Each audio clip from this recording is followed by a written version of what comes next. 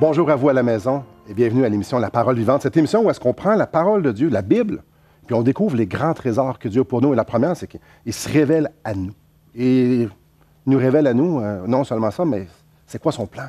C'est quoi son plan pour vous et moi? Et aujourd'hui, on a Jeff avec nous, Jeff Lorrain. Bienvenue parmi nous. Merci, Simon. On a un beau texte aujourd'hui. On est dans Acte 16, puis là, il y a quelqu'un qui va se convertir. Puis j'aimerais ça qu'on peut se regarder, c'est comment Dieu sauve quelqu'un. Je pense qu'il y a plusieurs personnes qui peuvent se poser la question, comment je fais pour être sauvé? Comment je fais pour avoir l'assurance de la vie éternelle? En fait, et qu'est-ce que Dieu fait au travers de ça? J'aimerais ça qu'on regarde la mécanique, que lorsqu'une personne vient à Dieu, elle vient à Jésus-Christ, il y a quelque chose qui se passe, il y a des... Bref, c'est ce que j'aimerais qu'on regarde aujourd'hui. D'accord. On est dans Acte 16 et j'aimerais vous inviter à la maison de prendre vos Bibles. Qu'est-ce que tu en penses si on lit le texte? Ça serait pas mauvais. Parfait. On lit le texte, puis après ça, on en discute. Ouais, ça aurait été surprenant. Tu me dis non, on lit pas la Bible. On est ici justement pour ça. Oui. Donc, Acte 16, au verset 11. Étant partis de Troas, nous fîmes voile directement vers la Samothrace, et le lendemain, nous débarquâmes à Néapolis. De là, nous allâmes à Philippe, qui est la première ville d'un district de Macédoine, et une colonie. Nous passâmes quelques jours dans cette ville, le jour du sabbat. Nous nous rendîmes hors de la porte vers une rivière où nous pensions que se trouvait un lieu de prière. Nous nous assîmes et nous parlâmes aux femmes qui étaient réunies. L'une d'elles, nommée Lydie, marchande de pourpre de la ville de Thyatire, était une femme craignant Dieu et elle écoutait. Le Seigneur lui ouvrit le cœur pour qu'elle fût attentive à ce que disait Paul. Lorsqu'elle eut été baptisée avec sa famille, elle nous fit cette demande. « Si vous me jugez fidèle au Seigneur, entrez dans ma maison et demeurez-y. » Et elle nous pressa par ses instances. Donc, on voit ici l'œuvre missionnaire qui commence. En fait, qui continue plutôt. C'est pas la première fois. Donc, Paul et son équipe s'en vont là, puis cherchent un lieu de prière. Tu peux juste nous renseigner un peu, c'est quoi, pourquoi ils cherchent un lieu de prière? Okay. Quelle est la raison? Luc, entre autres, vient d'entrer dans l'équipe. Oui. C'est celui qui écrit en ce moment le livre des Actes et l'Évangile de Luc. C'est pourquoi il dit « nous ». C'est ça. C'est la première fois qu'on voit le « nous » qui arrive. Donc, il s'inclut dans l'équipe. Il vient d'arriver avec eux. On ne sait pas trop où il vient. Certains pensent d'Antioche, l'origine de l'Église qui a envoyé Paul. Oui. On pense qu'il viendrait peut-être de cette Église qui est en Syrie aujourd'hui, où malheureusement, il y a plein de désastres qui se passent. Là. Et il serait d'origine païenne, non juive. Et là, ça c'est intéressant parce qu'il y a bien des débats là-dessus. Est-ce que Luc était d'origine juive ou est-ce que Luc est d'origine païenne? Païenne, oui. Parce que pour certains, Dieu, c'est vrai, quel est l'avantage d'être juif? L'apôtre Paul va dire dans l'Épître aux Romains. Il dit, d'abord, il parle qu'à eux étaient les alliances, ainsi de suite, les promesses et les oracles de Dieu. Donc, on se demande, mais si Luc n'est pas un juif, comment ça se fait qu'il est écrivain dans le Nouveau Testament? Est-ce que c'était l'Ancien ou le Nouveau Testament que Paul faisait référence? Mais dans tous les écrits qu'on a, c'est tous des juifs. La seule exception qui ne serait pas juive, si mon interprétation est bonne par rapport à Luc, bien, ça serait Luc. Paul est un juif, Jean est un juif, Matthieu est un juif, Jacques, Marc, c'est tous des juifs. Donc, parce que le salut vient des juifs. Et puis, on est greffé à cet Israël de Dieu, nous les païens. Maintenant, puisque Paul annonce que nous sommes maintenant intégrés, nous aussi les païens, dans la maison de Dieu. C'est pas que les Juifs ne pensaient pas qu'un païen ne pouvait pas être sauvé, mais il n'avait pas droit nécessairement d'avoir le même statut que lui en tant que le Commonwealth de Dieu, tu comprends? C'était pas un sens d'unité avec égaux devant Dieu. Non, il y avait vraiment une distinction. Ouais. Tandis que ici, Luc va être intégré dans l'équipe et écrivant en même temps. Et quand Paul écrit, entre autres, aux Colossiens, et c'est là qu'on a un indice si Luc est juif ou non. Si tu regardes dans Colossiens, quand Paul fait des salutations à la fin, il dit une chose intéressante au chapitre 4. Il dit, il salue plein de gens qui est avec lui à partir du verset 10. « Mon compagnon de captivité vous salue, ainsi que Marc, le fameux Marc de l'Évangile de Marc, là, puis Jean-Marc est parti, le cousin de Barnabas, au sujet duquel vous avez reçu des ordres, s'il vient chez vous, accueillez-le. Jésus, appelé Justus, vous salue aussi. Ils sont des nombres des circoncis, et les seuls qui aient travaillé avec moi pour le royaume de Dieu. » OK? Il est marqué ici les seuls qui ont travaillé avec lui. Il continue à parler d'Épaphras, qui est des vôtres, serviteurs de Jésus-Christ, ainsi de suite. Puis regarde au verset 14. Luc, le médecin bien-aimé, vous salue ainsi que Démas. Donc, Luc n'est pas dans le groupe des circoncis. Donc, inévitablement, je suis obligé de conclure qu'il fait partie du groupe des non-juifs. C'est une bonne déduction. Parce qu'il est marqué ici, et les seuls qui aient travaillé avec moi pour le royaume de Dieu. Ce serait étrange qu'il n'ait pas mentionné Luc comme étant de ce groupe-là. Donc, si Luc n'est pas dans ce groupe des seuls juifs, il fait donc partie du groupe des païens. Et ça nous montre que les païens, maintenant, ont le même statut en Jésus-Christ. On fait partie de son peuple et on a droit à tout l'héritage en Christ, en Jésus-Christ. Ce n'est plus une question d'ethnie, c'est une question d'appartenir à Christ, qui est, lui, la racine, on pourrait dire, de ce nouvel arbre. Ouais. Tu comprends? C'est lui, l'Israël de Dieu, en réalité, Jésus. Donc, ici, les apôtres sont en train d'aller surtout vers les païens, ce qui choque énormément les Juifs. Clairement. Puis vraiment, on va le voir, Paul se fait persécuter énormément par les Juifs parce que à toutes les fois qu'il dit « on se tourne vers les païens comme le Seigneur nous a dit de le faire », et là, les gens disent « enlevez un gars, tuez-le ». Ben, c'est omniprésent dans Actes. C'est tout le temps là. Donc, ce Luc est avec eux maintenant. C'est lui qui écrit. Ouais. Et là, il dit, on passe de l'autre côté, c'est-à-dire qu'ils sont un peu dans la région où est-ce qu'il y a Istanbul aujourd'hui, l'ancien Constantinople, Troas. Ils vont passer de l'autre côté, ils rentrent en Grèce. Et là, ils vont aller à cette ville de Philippe. Première ville assez importante de la région. La région. Et c'est une colonie aussi. Donc, en d'autres mots, c'est un lieu que quand les Romains donnaient finalement leur retraite à leurs soldats, puis des gens qui se sont marqués, c'est là qu'ils les envoyaient. Ils les envoyaient dans des régions où est-ce qu'ils colonisaient finalement. Donc, Paul, ici, c'est marqué, on va à Philippe, qui est la première ville d'un district de Macédoine, une colonie. Il passe quelques jours dans cette ville, le jour du sabbat.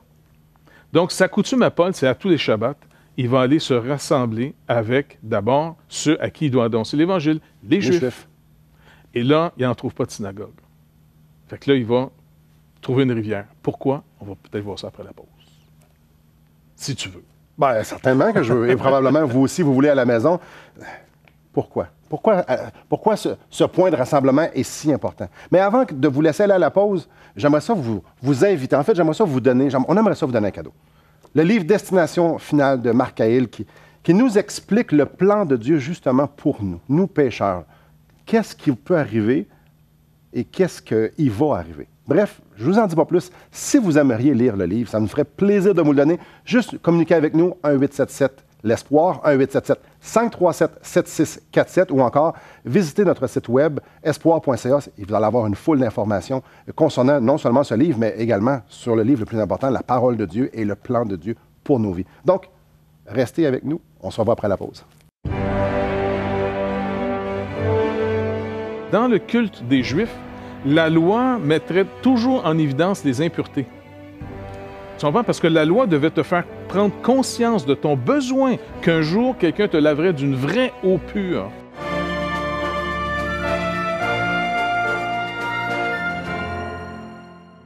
Assistez à un merveilleux déjeuner de l'espoir dans votre région. Un invité vous racontera comment Dieu a transformé sa vie et comment son cœur, souffrant, a trouvé une joie indicible en développant une relation personnelle et intime avec Dieu et son Fils Jésus-Christ. Des églises locales organisent de tels déjeuners dans plusieurs régions du Québec. Découvrez où et quand vous pouvez assister à un déjeuner de l'espoir dans votre région en visitant le site espoir.ca et en cliquant sur l'onglet « Déjeuner ».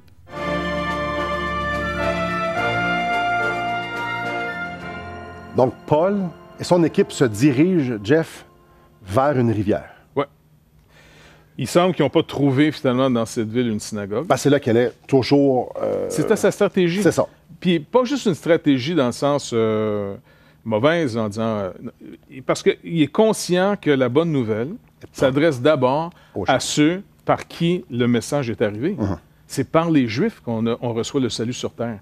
Il fallait ce peuple que Dieu a mis à part, que de sa chair sortirait le Messie. Quand Dieu a envoyé son Fils pour qu'il devienne un être humain, il est devenu être humain par la chair des Juifs. Donc, le message était premièrement annoncé à eux. Oui. Et ici, ils n'ont pas de synagogue. Fait que là, il n'y a pas de synagogue parce qu'il faut un certain nombre de Juifs pour faire une synagogue. Je ne me rappelle plus le nombre exact, c'est trop nombreux, peut-être une dizaine, on va dire. Et là, puisqu'il n'y en a pas, il sait très bien que dans le culte des Juifs, la loi mettrait toujours en évidence les impuretés. Tu comprends? Parce que la loi devait te faire prendre conscience de ton besoin qu'un jour, quelqu'un te laverait d'une vraie eau pure. Donc, il y avait beaucoup d'ordonnances et c'était évident qu'on n'était pas capable de les suivre. Donc, devant Dieu, on avait besoin de miséricorde et de grâce. L'eau... L'eau, finalement, a toujours représenté ce qu'on se lave. Par exemple, les musulmans ont récupéré beaucoup cet aspect-là de l'Ancien Testament, des ablutions, avant les prières, comme les Juifs peuvent le faire. Par exemple, tu te rappelles quand Jésus va aux noces de Cana? Et, il y avait des genres. Oui. Et puis, ça servait à la purification des Juifs. Oui. Parce que tout dans la loi disait que ça te mettait en conscience continuellement que tout pouvait te rendre impur. Ben, le sacrificateur ne pouvait pas aller dans le lieu saint sans passer par la cuve d'airain, là où est-ce qu'il se lavait. Exactement. Donc, tout ça nous rappelle que Dieu est saint et que nous sommes pécheurs et qu'il a besoin d'un lavement, il y a besoin d'être une purification avant de pouvoir se présenter devant Dieu. Exactement. Et donc, ça, c'était le but de la loi. Rendre chaque être humain conscient on est souillé. Alors, on se lave sans arrêt. Paul dit, bon, ben, OK, s'il n'y a pas de synagogue organisée, s'il y a de la prière aujourd'hui, s'il y a des Juifs, il y en a même juste un, il est à la rivière. On va essayer de trouver où il y a un point d'eau pour les ablutions. Donc, il sort de la ville, il sort des portes de la ville, il se dirige vers cette rivière, et là, il réalise qu'il n'y a personne, sinon quelques femmes. On ne sait pas trop, finalement, elle est simplement décrite, cette femme, Lydie, ici, comme étant une femme qui craint Dieu, un peu style Corneille. Oui. Tu sais, Corneille était un Italien, finalement, un Romain, qui était centenier, travaillait finalement à Césarée, en Israël à l'époque.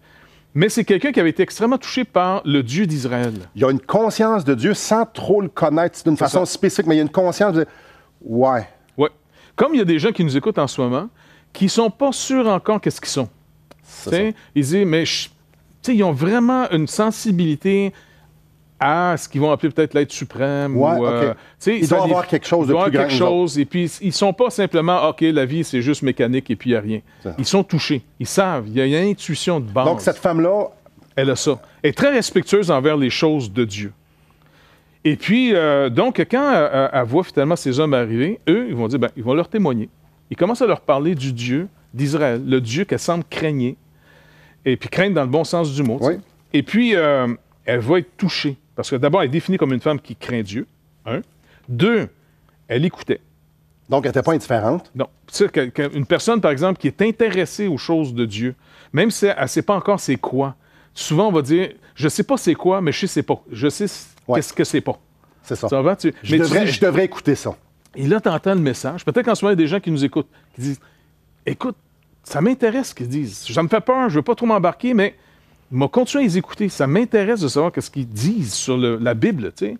Et donc elle, c'est la chose. Donc, les gens, juste pour qu'ils puissent faire un lien, ils sont dans les souliers de Lydie. Oui. S'il y a quelqu'un comme ça qui nous écoute aujourd'hui. Exactement. Et Dieu, en réalité, c'est lui qui est en train de faire du travail dans leur vie. Parce que nous autres, on ne les connaît pas.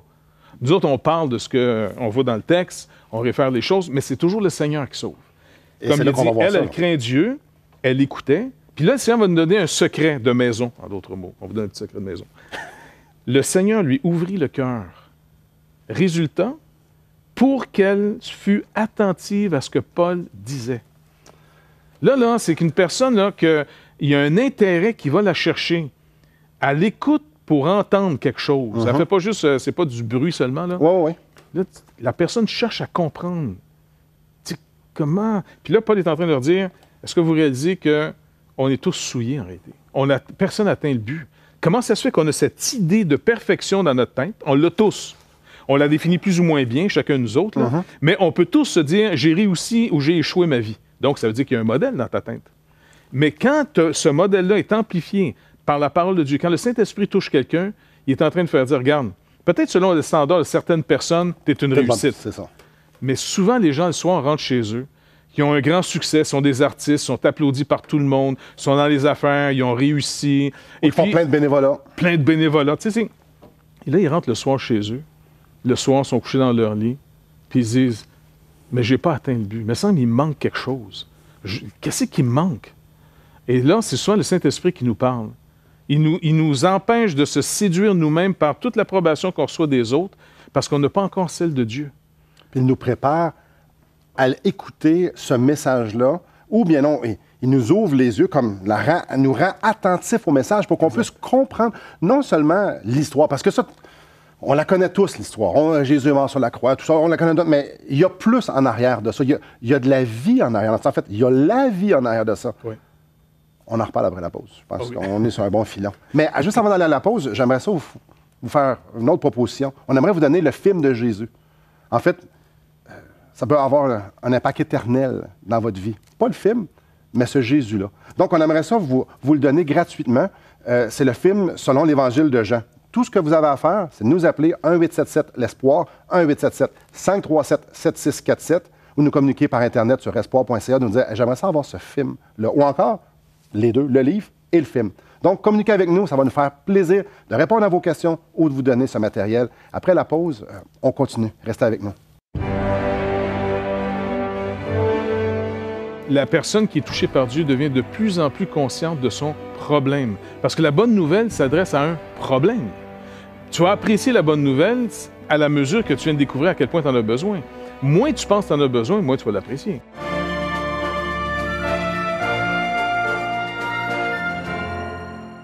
Voulez-vous combler le vide dans votre âme? Avez-vous soif d'une sérénité intérieure? La souffrance de votre cœur vous lasse-t-elle? Appelez dès maintenant pour recevoir gratuitement un évangile de Jean pour connaître l'amour de Dieu, un Nouveau Testament pour trouver des réponses à plusieurs de vos questions, le livre Destination finale pour comprendre la nécessité du salut et finalement la Bible et le salut qui nous explique comment recevoir Jésus. Contactez-nous à espoir.ca ou composez 1-877-LESPOIR.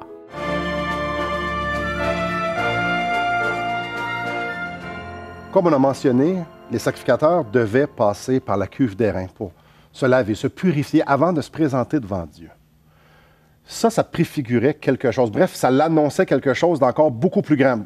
Premièrement, ils devaient réaliser qu'ils étaient impurs, qu'ils avaient des péchés, qu'ils avaient besoin de grâce avant de se présenter devant Dieu. Et Dieu a prophétisé, en fait, Dieu, par la bouche d'un de ses prophètes, a prophétisé que il y avait quelque chose qui s'en venait de plus grand, de plus beau. Une œuvre, pas une œuvre, une eau parfaite. Je pense, Jeff, tu veux nous en parler? Je pense. Pas certain. Ça se peut-tu? OK. J'insiste. Le prophète justement Ézéchiel. Ézéchiel, c'est un prophète de la déportation. Pour se mettre un petit dans le contexte rapidement, Israël a été trop loin dans ses fautes, brisé l'alliance avec Dieu, et puis les Syriens sont venus, et puis les Babyloniens après. Bref, ils ont tous été déportés en dehors de leur pays. Pendant qu'ils sont en déportation, les prophètes vont continuer quand même, à ceux qui veulent continuer à mettre leur confiance en Dieu, de les consoler, en disant, écoutez, continuez à lui faire confiance, parce qu'un jour, Dieu va vraiment faire une œuvre où il va, pas symboliquement simplement se laver, mais il va vraiment nous laver d'une eau pure. C'était pour les encourager. C'est pour les encourager. C'était comme une prophétie qui annonce. Ézéchiel donne ça dans sa prophétie. S'il y en a qui veulent le lire dans leur Bible, c'est Ézéchiel, chapitre 36, dans l'Ancien Testament, là, chapitre 36, verset 25. « Je répandrai sur vous une eau pure, et je vous purifierai. Je vous purifierai de toutes vos souillures et de toutes vos idoles. » Donc, première chose, le Juif, là, il commence à comprendre que je fais le rituel, mais toujours dans la foi, dans l'espoir qu'un jour, il va me laver pour vrai. Parce que plus on s'approche de Dieu, plus Dieu touche une personne, plus la personne commence à sentir sa misère. C'est ça. Je ne suis pas parfait devant Dieu. Il n'y a pas personne qui peut se présenter devant Dieu et dire « Toi, tu es parfait, ben ça donne bien, moi aussi. Hey, on devrait passer l'éternité ensemble. » C'est pas de même, ça fonctionne. Pas vraiment. Dieu est parfait et il veut nous rappeler que nous, on ne l'est pas. Oui. Donc, quiconque est ici nous entend, à quelque part, il doit avoir une faille. Chacun a une faille dans son cœur, dans son âme, de dire « Ouais, moi, je ne suis pas parfait. » Mais si on n'est pas parfait, on a un problème. Oui, parce que Dieu va recevoir ce qui est parfait dans sa présence. Alors, qui peut se présenter devant lui? Qui peut être sauvé? Écoute, honnêtement, humainement parlant, là, personne. Personne, point final. C'est réglé. Même la Bible, nous, on vient de le dire, la Bible dit car tous ont péché, sont privés de la gloire de Dieu. Exactement. Ça fait que ça règle le problème. Ça règle le problème. On est tous coupables. Mais Dieu veut nous donner une espérance. Dieu veut nous encourager aujourd'hui. Bref, c'est une mauvaise nouvelle. Oui, on est tous perdus. Mais il y a également une bonne nouvelle. Ça nous dit ici que il est possible d'être purifié. Oui. Et est-ce qu'on lit le verset 26? Parce que je le lis. OK? Vas-y. Je vous donnerai un cœur nouveau et je mettrai en vous un esprit nouveau. N'est-ce pas formidable? On a un cœur qui est tordu, on a un cœur qui est pécheur, qui est souillé. Et ici, la promesse, c'est que je vais te laver et je vais te rendre parfait. Un cœur qui... Je vais te donner un esprit nouveau. On va pouvoir être ensemble. En fait, tu vas devenir parfait. Là, peut-être qu'il y a des gens qui ont arrêté de nous suivre et qui disent, là, de quoi ils sont en train de parler? Le sang de Jésus nous purifie de tout péché. Oui. L'eau, ici, représente le sang de Jésus, qui nous lave, qui nous rend parfaits. Bref, lui, il a pris cette condamnation, ce péché que nous, toi et moi, nous autres, puis les auditeurs, on a. Il a dit, moi, je vais prendre les péchés de Jeff, je vais prendre les péchés de Simon. Simon, je vais prendre tes péchés sur moi, je vais prendre la condamnation. Je vais mourir pour ça. Bref, sur ton compte de banque, de péché, il n'y aura plus rien, je vais tout avoir enlevé. Et non seulement ça, étant donné que lui avait vécu une vie parfaite, une vie sans péché. Il méritait, qu'on pourrait dire, la vie éternelle. Lui, il méritait. Ouais. Parce qu'il avait jamais. Lui, il pouvait dire à Dieu, je suis parfait, parce qu'il était Dieu. Donc, il était vraiment parfait. Puis, quand il est ressuscité, il a dit, je vais mettre toute ma justice, ma perfection dans ton compte, Simon. Donc, je vais te donner un cœur nouveau. Je vais même te donner mon esprit qui peut être en toi maintenant parce qu'il n'y a plus de péché. Je t'ai tout lavé. Maintenant, tu es rendu parfait, tu as mon esprit en toi. Donc, l'accomplissement de cette prophétie-là, c'est quelque chose de gros qui est en train de se passer sur le bord de la rivière avec Lydie. Où ce que... Ouais. Tu vois, elle est touchée par le Seigneur, donc elle est de plus en plus consciente. Et à mesure que Paul parle, la personne qui est touchée par Dieu devient de plus en plus consciente de son problème. Parce que la bonne nouvelle s'adresse à un problème. Tu vas apprécier la bonne nouvelle à la mesure que tu viens de découvrir à quel point tu en as besoin. Moins tu penses que tu en as besoin, moins tu vas l'apprécier. Et c'est là que c'est Dieu qui rouvre les yeux. Exactement, oui. Tu as un problème, et ton problème, c'est ton péché, mais ce qui est encore plus grave, c'est ton problème est avec moi. Ouais. Et Dieu fallait qu'il lui rouvre les yeux à elle. Et puis en montrant notre impuissance. La personne qui découvre de plus en plus ce que Dieu lui montre de nous, là, notre problème, souvent on panique et on essaie de s'améliorer parce qu'on ne veut pas être disqualifié, on a peur d'être rejeté. C'est terrible, tu sais. Mais la lumière qu'on suit de plus en plus, on est de plus en plus terrifié. Il y a juste deux choses à faire. Ou j'ose croire que la bonté de Dieu va me recevoir, mais je ne sais pas sur quelle base. Mais je suis obligé d'attendre, y a-t-il une bonne nouvelle? Parce que légalement, je finis, moi, là. Et là, quelqu'un dit, mais prends courage, c'est pour ça que Christ est mort pour toi. Gars, il a pris ta place. Il va payer cette justice. La justice de Dieu va être parfaitement rencontrée et maintenant, il n'y aura plus de condamnation pour toi, même si tu es encore dans ce corps de mort. Si Jésus dit, si quelqu'un me fait confiance, il ne mourra pas. Et même s'il meurt, il ne mourra pas. Là, tu dis, écoute, on meurt ça, on meurt pas. On meurt pas. À cause de l'éternité. Notre âme est vivante. Donc, l'accomplissement de la prophétie, on est rendu un être vivant de la vie de Jésus-Christ que Dieu nous a donné par son Esprit Saint. Exactement, oui. Mais Lydie, elle a fait quoi? Mais on va attendre un petit peu parce que je pense qu'il faut faire une pause. On en parlera de ça toute la journée, de ça, nous autres. Là. Pourquoi on en parlera toute la journée? Parce que c'est le message le plus extraordinaire qu'il n'y a pas. Le message qui m'a transformé, qui l'a transformé, qui peut vous transformer. Le message qui peut nous donner une espérance éternelle. Bref, après la pause, on va regarder comment Lydie s'est approprié ce message-là. Donc, bougez pas. Mais je vais te donner quelqu'un qui va me représenter, quelqu'un qui baptise, vient et il prend la personne et il la met dans l'eau. Et il la sort de l'eau. Ouais. Donc, comme Dieu nous met dans son Fils, il met dans sa mort et il nous sort en nouveauté de vie. Et quand la personne sort des eaux du baptême, c'est pour fortifier sa foi en disant, regarde, Dieu a fait une œuvre. Il t'a donné maintenant non seulement la mort qui paye ta dette, mais il te donne cette nouvelle vie qui est la vie même du Fils unique de Dieu.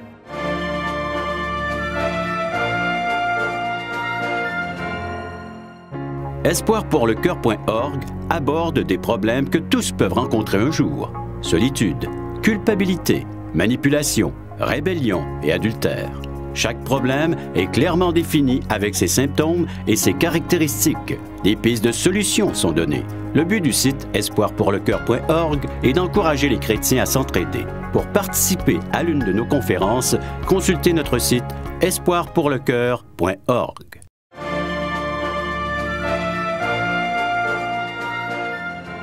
Paul et ses amis partagent à Lydie un message extraordinaire, un message de grâce. Dieu ouvre les yeux à Lydie et on voit ici qu'elle se fait baptiser. Ça veut dire quoi? Pourquoi elle se fait baptiser et comment elle a réagi face au message qui l'a poussé au baptême? Le message, le Seigneur dit, par exemple, par l'Évangile de Marc, allez annoncer la bonne nouvelle, tous ceux qui auront cru et qui seront baptisés. Ouais. C'est pas que le baptême sauve les gens, mais le baptême rend manifeste comment je peux manifester ma foi dans ce message qu'on me dit. Okay. Christ est mort à ta place. Maintenant, il te donne sa mort en disant, regarde, prends ma mort à ton compte, là, fait que ta dette est payée. Parce que le salaire du péché, c'est la mort. Ouais. Donc, donne une vie et puis tu es libre. Fait que là, tu dis, mais si je donne ma vie, je ne serai plus là après. T'sais. Fait que là, c'est un fait. C'était pas pire. T'sais. Maintenant, je te donne la mienne. Mets-la à mon compte. Fait que comment je manifeste ça? Par les eaux du baptême. Parce que Paul le dit, même quand il enseigne dans une lettre aux Romains, il dit, ignorez-vous, vous tous qui avez été baptisés, que c'est en sa mort que vous avez été baptisés. Vous êtes mis dans sa mort en reconnaissant que le jugement de Dieu est vrai et juste sur tout le monde, mais nous d'abord. Tu sais, dans le sens, peu importe les autres, là, moi, je suis obligé de reconnaître, oui, j'atteins pas le but, et Dieu est libre de pouvoir recréer ce que je suis. D'abord, il met un terme à cette création, cette première création que je suis né d'Adam, on va dire, là. Bon, ben, il dit, je mets un terme à cette création parce que je la juge qui n'atteint pas du tout le but. Vous avez brisé l'alliance que j'ai faite avec vous. Maintenant, si tu me fais confiance, je te mets dans la mort de mon fils. Tu dis, mais comment tu fais? Regarde, je le fais, tu ne vois pas, mais je vais te donner quelqu'un qui va me représenter, quelqu'un qui baptise, vient et il prend la personne et il la met dans l'eau. Et il la sort de l'eau. Donc, comme Dieu nous met dans son Fils, il met dans sa mort et il nous sort en nouveauté de vie. Et quand la personne sort des eaux du baptême, c'est pour fortifier sa foi en disant, regarde, Dieu a fait une œuvre. Il t'a donné maintenant non seulement la mort qui paye ta dette, mais il te donne cette nouvelle vie qui est la vie même du Fils unique de Dieu. On a la vie de Christ en nous et celle d'Adam qui meurt. Fait que pendant qu'il y a un côté de nous autres qui est en train de mourir, la vie éternelle a déjà commencé, elle va nous transporter pour l'éternité. Et la promesse finale, en plus, c'est la résurrection de la chair. Là, on s'en va, si on meurt, là, dans sa présence. Temporairement, jusqu'à ce qu'il ressuscite tout le monde. Et tous ceux qui auront cru en lui ne sont pas jugés, parce qu'on a déjà cru au jugement de Dieu. Et là, on s'en va sur une nouvelle terre de nouveaux cieux, où là, on va habiter la justice pour toujours. Trop beau! Écoute, tu ne veux pas passer à côté de ça? Justement. Voulez-vous passer à côté de ça? Le baptême, c'est une démonstration d'une réalité à l'intérieur. Lydie s'est fait baptiser parce qu'elle a dit « J'ai été crucifié avec Christ. Jésus-Christ a pris la peine de mon péché. Je veux que tout le monde sache que moi, je suis morte avec lui. Il est mort à ma place. » Et le baptême, c'est on ressort de l'eau à un moment donné. Parce que je suis en nouveauté de vie. Je suis maintenant un enfant de Dieu. J'ai été lavé par le sang de l'agneau et maintenant je vis. J'ai son esprit en dedans de moi. Je veux le dire au monde entier. C'est ça qu'est le baptême et c'est exactement ce que Lydie a fait. Elle a mis sa confiance en ce que Christ avait fait à la croix. Jésus n'est pas venu passer une religion. Il est venu nous sauver. Et je vous invite à mettre votre foi en lui. Merci beaucoup, Jeff. Bonne journée à vous et que le Seigneur vous bénisse.